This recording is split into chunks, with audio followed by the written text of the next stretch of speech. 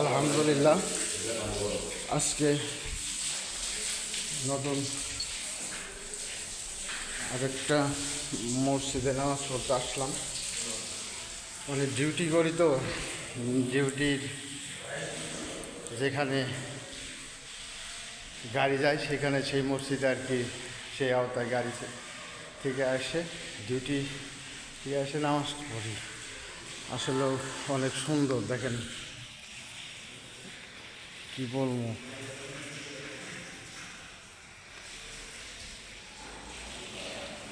আল্লাহর ঘর,